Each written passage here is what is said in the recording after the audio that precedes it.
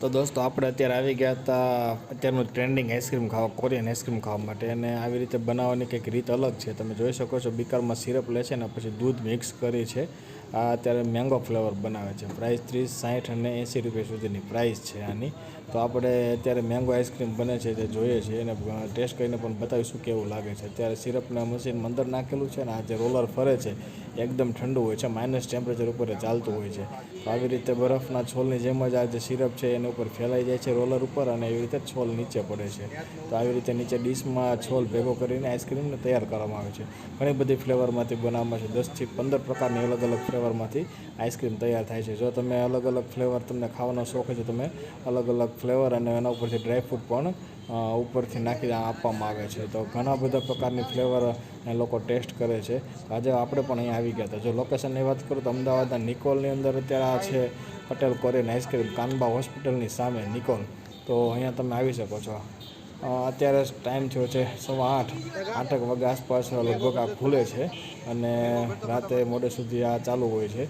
હવે તમારે આઈસ્ક્રીમ ખાવા બાળકોને લઈને તમે આવતા હોય છો તો તમારે મિનિમમ 15 થી 20 મિનિટનું વેઇટિંગ લાગે છે. કેમ કે એક જ મશીન હોય છે ને આવી રીતે સ્લોલી આઈસ્ક્રીમમાં તૈયાર થતું હોય છે.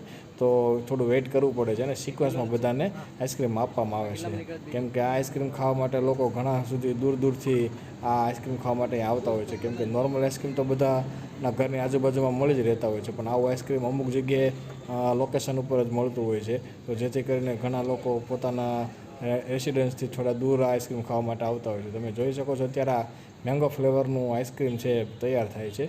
ઉપરથી મશીનમાં તમે આ રીતે સિરપ નાખે છે ને પછી નીચે આ રોલર ફરતું જાય છે. એની સ્પીડ પણ સ્લો અને થોડીક હાઈ કરી શકાય છે.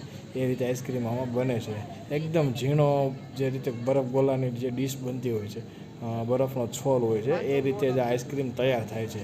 આઈસ્ક્રીમ ખાવામાં તમને એકદમ ફોરું લાગશે. કેમ કે તમે જે પેલો આપણે નોર્મલ આઈસ્ક્રીમ ખાતા હોય છે એના કરતાં ટેસ્ટમાં થોડુંક અલગ હોય છે અને એકદમ ખાવામાં એકદમ સોફ્ટ લાગે છે.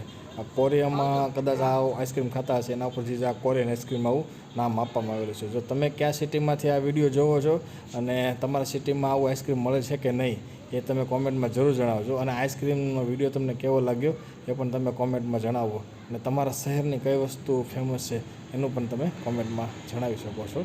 આ રીતે સિરપ ઉપર ફરીથી નાખે છે, અંદર થોડું થોડું સિરપ નાખતા જાય છે અને આવી રીતે રોલર પર ફેલાય છે અને આઈસ્ક્રીમ બનીને તૈયાર થઈને નીચે આવે છે. પછી ડીશમાં આવી રીતે ભરતા જાય છે. આવી રીતે નાના ગ્લાસની અંદર થોડું સિરપ નાખવામાં આવે છે અને એના ઉપરથી થોડુંક હમણાં દૂધ મિક્સ કરવામાં આવશે.